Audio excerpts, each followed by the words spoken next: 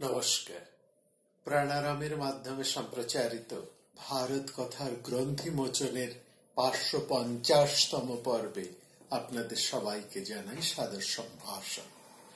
মহামতি অনন্তলালের পরম আশীর্বাদে আমরা শুনে চলেছি ভারত কথা। শ্রীকৃষ্ণ উপপ্লব থেকে রওনা দিয়ে হস্তিনাপুরের দিকে আসছেন। মহাকবি মহাভারতে এটিকে ভিন্ন ভিন্ন পর্বে একটু একটু করে দেখাচ্ছেন তার একজন বিরাট মানুষ যখন ধীরে ধীরে এগিয়ে আসেন তার লক্ষ্যের দিকে। সেই সময় কেবলমাত্র প্রাকৃতিক পরিবেশ নয়, কেবলমাত্র বিভিন্ন অঞ্চলের মানুষের সর্বসাধারণের প্রতিক্রিয়া ক্রিয়া নয়, এবার তিনি দেখাচ্ছেন যে উদ্দেশ্যে আসছেন, যাদের কাছে আসছেন তাদের প্রতিক্রিয়া। এই প্রতিক্রিয়ার প্রথমেই আমরা দেখলাম ধৃতরাষ্ট্রের একটা ভীষণ প্রতিক্রিয়া। তিনি বেশ অস্থির, উত্তেজিত। তিনি ছুটে এসেছিলেন ভীষ্মের আবাসে। এসে তিনি বলছেন, কৃষ্ণ আসছেন, শুনেছ? এটা কি অদ্ভুত, কি আশ্চর্য! কৃষ্ণ আসছেন। আর তার থেকেও বড় অদ্ভুত, তার থেকেও আশ্চর্যের কথা এটাই যে শ্রীকৃষ্ণ আসছেন বলে সমস্ত নারী, পুরুষ, আবাল, বৃদ্ধ, বনিতা সবাই কেমন উত্তেজনায় ফুটছে। সবার মধ্যে একটা চাঞ্চল্য দেখছি। এবং সেখানে তিনি সঠিকভাবেই কৃষ্ণের মর্যাদা, গুরুত্ব, নৈপুণ্য সবকিছুকে তিনি যথাযথভাবে বিশ্লেষণ করেছেন। তিনি কৃষ্ণকে সঠিকভাবেই অনুধাবন করেছেন, তার গুরুত্ব, তার প্রাজ্ঞতা, সবকিছুকে। কিন্তু সবকিছু বুঝেও আমরা দেখলাম বা আমরা দেখব যে ধৃতরাষ্ট্র তার নিজের মানসিকতায় শ্রীকৃষ্ণকে বিচার করতে চাইছে। এটাই বাস্তব। যখন ভীষ্ম তেমন কিছু গুরুত্ব দিলেন না, শুধুমাত্র বললেন ঠিকই তো, তাকে আপ্যায়ন করাই আমাদের প্রয়োজন, সেটাই উচিত, সেটাই তুমি করো। তখন আমরা দেখলাম তার আদেশে, ধৃতরাষ্ট্রের আদেশে, দুর্যোধন কৃষ্ণের মন নিজের দিকে আকর্ষণ করার জন্য, তার মন পাবার জন্য, তাকে লুব্ধ করার জন্য অনেক আয়োজন করলেন। কত সভাগৃহ মণিমত মুক্তা শোভিত, কত সেখানে উপাদান, কত অলংকার, কত বস্ত্র, কত রমণী, কত খাদ্য পানীয়। কিন্তু কৃষ্ণ কোনো কিছুর দিকে দৃকপাত না করে তিনি সরাসরি হস্তিনাপুরের দিকে রওনা দিলেন। সেই খবর এসে পৌঁছল হস্তিনাপুরে। আমরা দেখছি এবার ধৃতরাষ্ট্র একটু যেন হতাশ হয়ে পড়েছেন, কিন্তু হাল ছাড়েননি। তিনি চলে এসছেন এবার বিদুরকে কাছে। বিদুরকে তিনি বলছেন, বিদুর, শ্রীকৃষ্ণ উপপ্লবনগর থেকে হস্তিনাপুরের দিকে রওনা দিয়েছেন। গতকাল তিনি বৃকস্থল গ্রামে এসে পৌঁছেছেন। আজকে তিনি এই হস্তিনাপুরে এসে পৌঁছবেন। কৃষ্ণ আহোক বংশের শ্রেষ্ঠ পুরুষ। তিনি সাত্যতদের অগ্রগণ্য, উদার চেতা, মহাবীর, মহাবুদ্ধিশালী, আর সেই বিশাল বৃষ্ণি রাজ্যের যিনি প্রধান, তিনি যেন নিজের নৈপুণ্যে, বুদ্ধিতে, বিচক্ষণতায়, শৌর্যে, বীর্যে ত্রিভুবনেরই প্রপিতামহ স্বরূপ হয়ে দাঁড়িয়েছে। ত্রয়ানামপি লোকানং ভগবান প্রপিতামহ। প্রপিতামহ অর্থাৎ আবার সেই প্রজ্ঞার প্রকাশ এখানে ঝলক দিয়ে উঠছে। শ্রীকৃষ্ণ নিজের পরাক্রমে, নিজের বীর্যে, নিজের ধৈর্যে এবং নিজের প্রজ্ঞায় তিনি ত্রিভুবন ক্ষত্রিয় সমাজের রাজনৈতিক সংসারের যেন পিতামহ।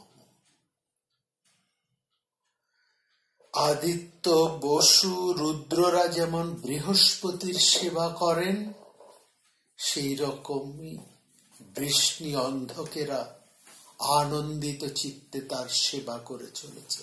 অর্থাৎ তার প্রজ্ঞায়, তার বুদ্ধির নৈপুণ্যে বৃষ্ণি এবং অন্ধক বংশীয়দের আজ এত উন্নতি, এত সমৃদ্ধি।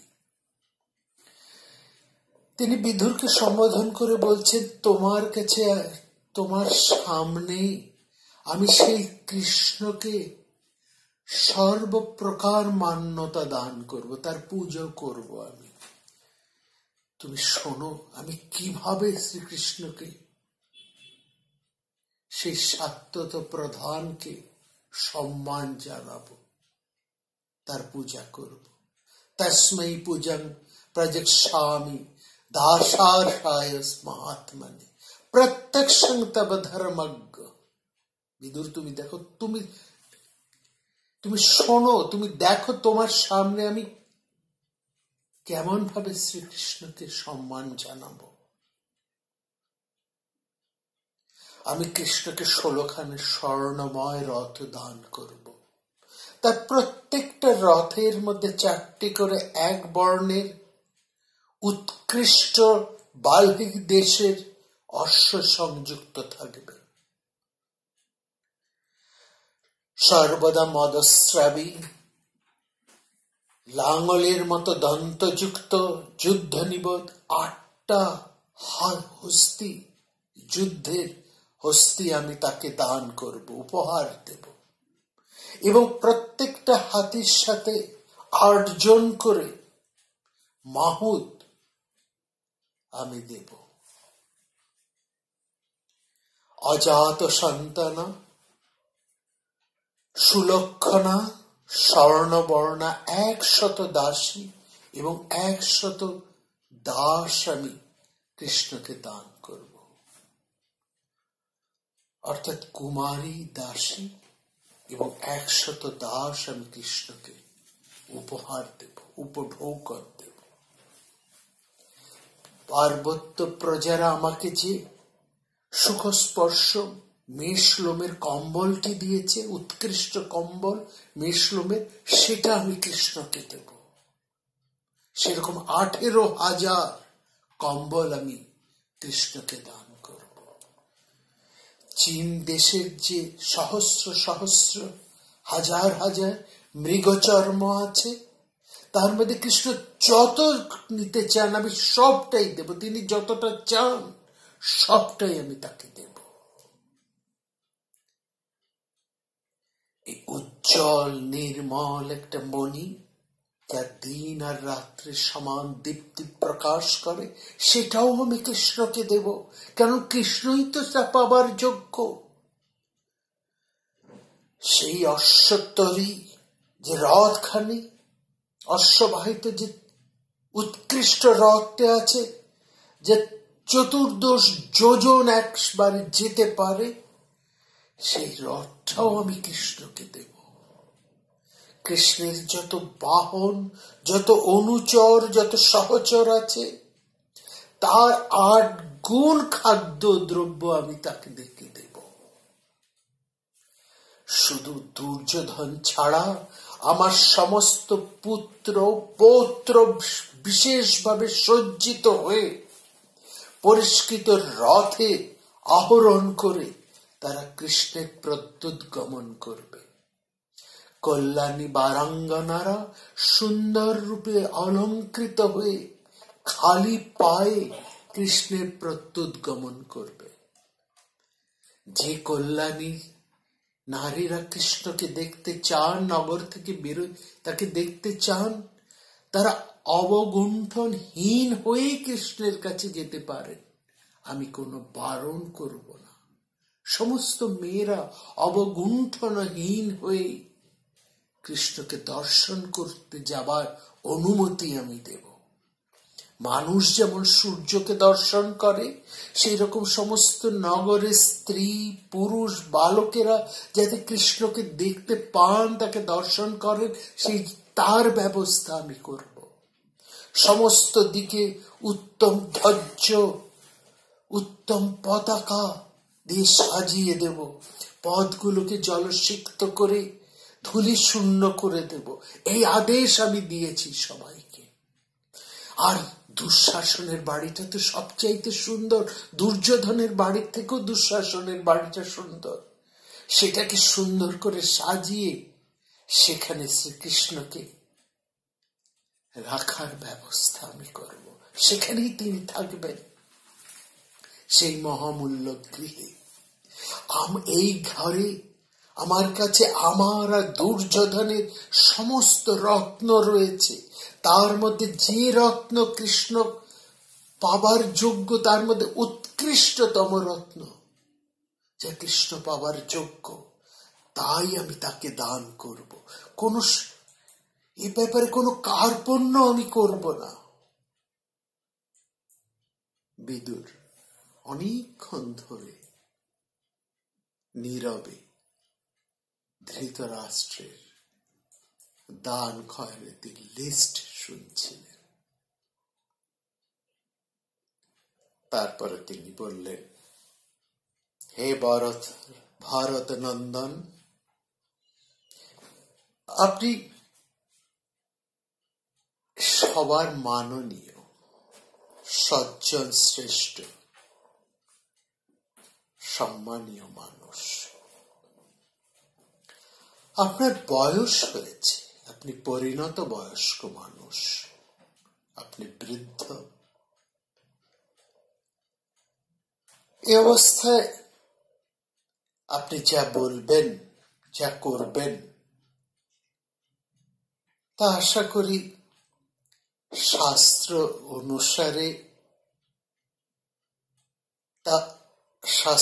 অনুসারী এবং লোক বিবেচনায় তা যোগ্য হবার উপযুক্ত হওয়াই উচিত। মহারাজ, পাথরের মধ্যে যেমন রেখা, সূর্যের মধ্যে যেমন দীপ্তি এবং সমুদ্রে যেমন তরঙ্গ থাকে, তেমনি আপনার মধ্যেও ধর্ম অবশ্যই বিরাজ করছে। এরকমই তো মানুষ আপনার সম্বন্ধে ধারণা প্রকাশ করে। আপনি সেই ধর্ম ভ্রষ্ট হবেন না মহারাজ। আপনার গুণ যা থাকা উচিত একজন রাজা হিসেবে, সেই গুণ আপনি রক্ষা করুন।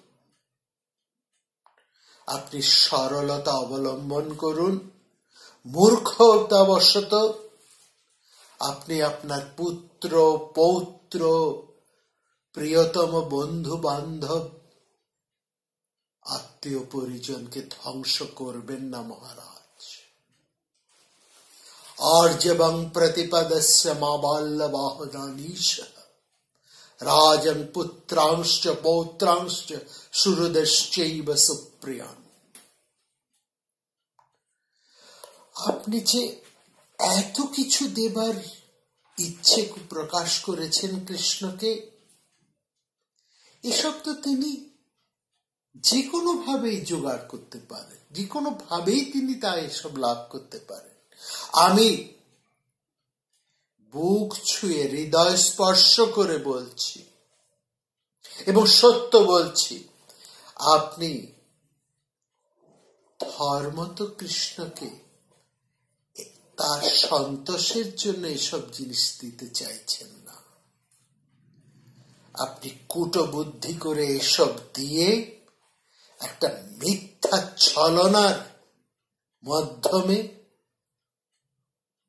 অন্য ভিন্ন রকম কোন কূটভিসন্ধি করছেন, এবং সেটা আমি যথেষ্টই বুঝতে পেরেছি। জানামি তন্মতরাজম গুড়বাহ্যেন কর্মণা।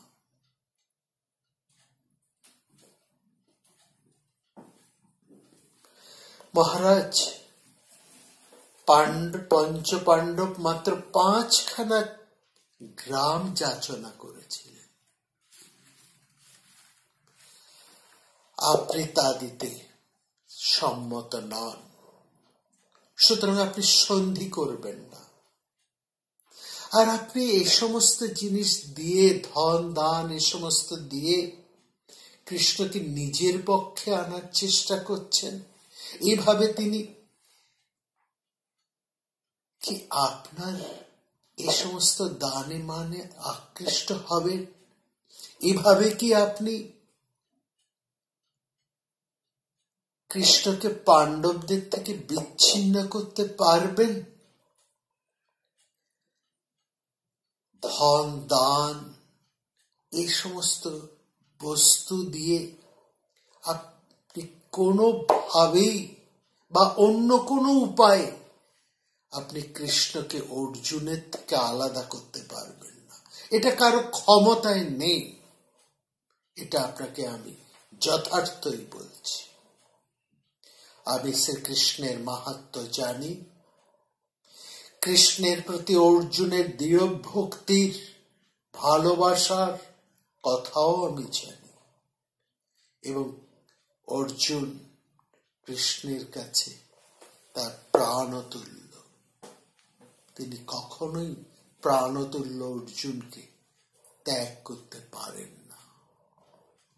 অতএব মহারাজ, কেবলমাত্র জলপূর্ণ কুম্ভ, পাদ প্রক্ষালনের জল আর কুশল প্রশ্ন, এই 3টি ভিন্ন। কৃষ্ণ আপনাদের কাছ থেকে কিছুই গ্রহণ করবেন না। জলপূর্ণ কুম্ভ, পা ধুয়ে দেবার জল এবং কুশল প্রশ্ন, এই 3টি সম্মানিত অতিথিকে সেকালে আপ্যায়ন করে বরণ করে নেবার এই 3টির মাধ্যমে ছিল প্রথা। যে কোনো অতিথি, সম্মানিত অতিথি গৃহস্থের ঘরে এলে তাকে একটি জলপূর্ণ কলস, পা ধুইয়ে দেবার জল এবং তার সাথে কুশল প্রশ্ন, কুশল জিজ্ঞাসা, এই ছিল রীতি। এছাড়া কৃষ্ণ আর কিছুই গ্রহণ করবেন না। সম্মানযোগ্য কৃষ্ণের যে প্রীতিকর আতিথেয়তা, সেইটির ব্যবস্থাই আপনি করুন। আপনি তার সাথে প্রীতিকর সম্বন্ধ, তার সাথে প্রীতিজনক আতিথেয়তাই করুন মহারাজ। কৃষ্ণ বস্তুত সম্মানীয় পাত্র, তার সাথে কোনো প্রকার ছল চাতুরি করার কোনো প্রয়োজন নেই। কৃষ্ণ উভয় পক্ষের মঙ্গল কামনা করে যে উদ্দেশ্যে কৌরবদের কাছে আসছেন, আপনি সেটাই সম্পাদন করুন। কৃষ্ণ আপনার, দুর্যোধনের এবং পাণ্ডবদের শান্তি কামনা করেন। সুতরাং আপনি তার কথা শুনুন, তার কথার মর্যাদা দিন। তিনি যা চান সেইটি আপনি পূরণ করুন। মহারাজ, আপনি পিতৃস্থানীয়, আর পাণ্ডবেরা আপনার সন্তান তুল্য।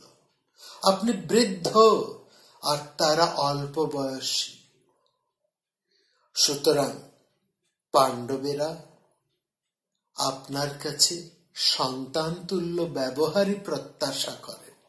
সুতরাং আপনিও তাদের সাথে পিতার মতনই ব্যবহার করুন।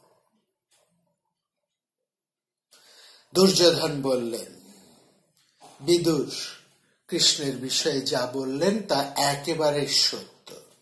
কারণ পাণ্ডবদের প্রতি অনুরক্ত কৃষ্ণ কোনোভাবেই তাকে আমাদের পক্ষভুক্ত করা যাবে না। অতএব কৃষ্ণকে আপনি যে সম্মান জানিয়ে যেসব জিনিস দেবার কথা বলছেন তা দেওয়া কখনোই উচিত নয়।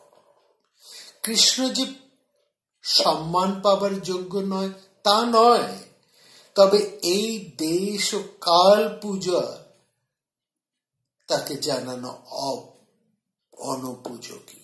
এই সময় যে ভূমিকায় তিনি আসছেন, এই ভূমিকায়, এই সময়ে, এই পরিস্থিতিতে কৃষ্ণকে এই ধরনের সম্মান জানানোর কোনো মানেই হয় না। কারণ তাতে কৃষ্ণ মনে করবেন যে ধৃতরাষ্ট্র ভয় পেয়েছে।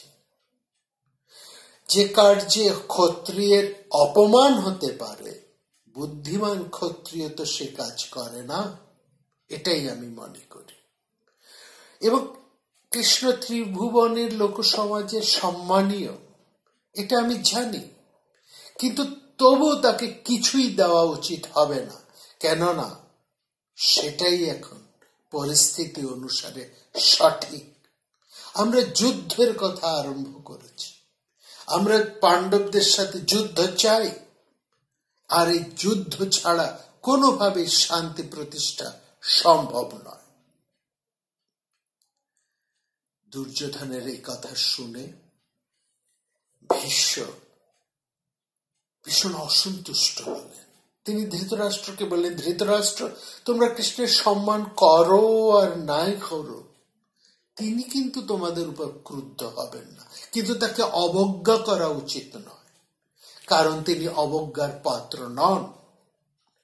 কৃষ্ণ যে কার্য করবার সংকল্প করেন, যে কোনো উপায়ে তিনি সেই কার্য করতে পারেন, এবং তার অন্যথা কখনোই হয় না। সুতরাং কৃষ্ণ এসে যা বলবেন নিঃশঙ্ক চিত্রে তোমরা তাই করো, সেটাই উচিত। আর তোমরা কৃষ্ণকে উপায় রূপে অবলম্বন করে পাণ্ডবদের সাথে সন্ধি করো, শান্তি প্রতিষ্ঠা করো। কৃষ্ণের মাধ্যমেই তোমরা পাণ্ডবদের সাথে শান্তি স্থাপন করো।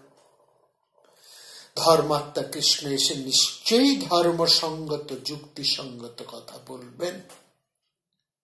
এখানে ধর্মসঙ্গত অর্থে নীতি নিয়ম অনুসারেই তিনি কথা বলবেন, যুক্তিসঙ্গত কথা বলবেন। তোমরাও তোমাদের বন্ধুবর্গের সাথে তার সাথে প্রিয় কথাই বলো। দুর্যোধন এই কথা একেবারেই ভালো লাগলো না। তিনি বললেন, পিতা এবং পিতামহ দুজনকে সম্বোধন করে বললেন যে এমন কোন সম্ভাবনা নেই যে আমি পাণ্ডবদের সাথে একসাথে মিলে এই পৃথিবী ভোগ করব, তার কোনো সম্ভাবনা নেই। আমি মনে মনে যে কাজ নির্ধারণ করেছি সেই গুরুতর কাজ আপনি শ্রবণ করুন। আমি যা মনে স্থির করে রেখেছি সেটাই আপনারা শুনুন। আমি পাণ্ডবদের পরম আশ্রয় কৃষ্ণকে বন্দী করে রাখব। কৃষ্ণকে বন্দী করে রাখলে বৃষ্ণিবংশীয়রা এবং পাণ্ডবেরা, এমনকি সমস্ত পৃথিবী আমার আজ্ঞাবহ হবে। আর সেই কৃষ্ণ আগামীকালই সকালে এখানে আসছেন। অতএব কৃষ্ণ যাতে এই বিষয়ে কোনো কিছুই টের না পান, কোনো কিছুই যাতে আন্দাজ না করতে পারেন, এবং যাতে আর অন্য কোনো বিপদ উপস্থিত না হয়, সেটাই আপনারা আমাকে বলুন। বৈশম্পায়ন বলছেন, কৃষ্ণের বিষয়ে দুর্যোধনের এই ভয়ঙ্কর কথা শুনে ধৃতরাষ্ট্র একেবারে ব্যথিত এবং বিষণ্ণ চিত্ত হয়ে পড়লেন। তিনি ধৃতরাষ্ট্রকে বললেন, ধৃতরাষ্ট্র, তুমি এই ধরনের কথা বলো না, তুমি দুর্যোধনকে বারণ করো। এটা সনাতন ধর্ম নয়, এটা রীতি নয়। কৃষ্ণ একজন দূত। দ্বিতীয়ত, সে দুর্যোধনের বৈবাহিক। তৃতীয়ত, সে আমাদের সকলের প্রিয়। চতুর্থত, তিনি কৌরবদের কোনো অপকার করেননি। তাকে আমরা বন্ধন করব কি উপায়? কেন, কিভাবে আমরা তাকে বন্ধন করতে পারি?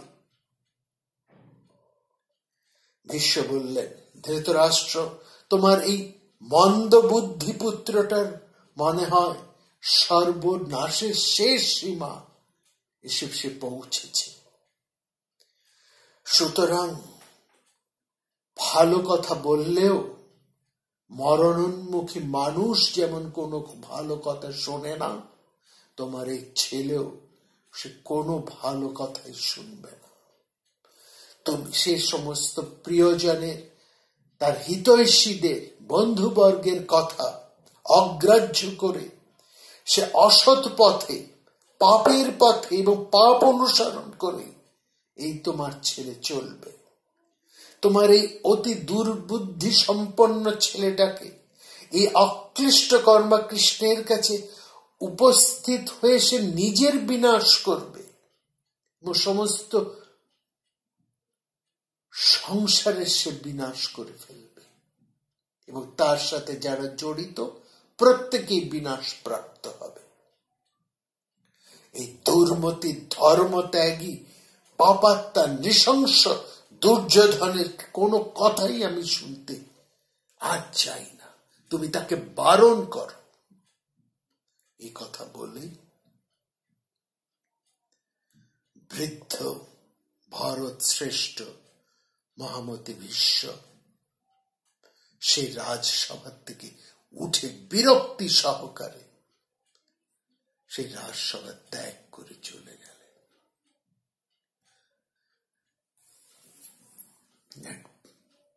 সমস্ত রাজসভা থমথম করছে। এই কি বলছে দুর্যোধন? কি করতে চাইছে সে? সে কৃষ্ণকে বন্দী করতে চাইছে।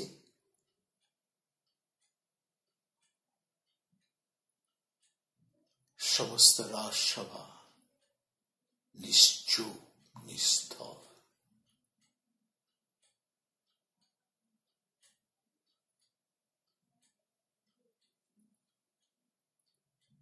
কৃষ্ণ আসছেন আগামীকাল, আর আজ তাকে বন্দী করতে চাইছেন পাপাত্মা দুর্যোধন।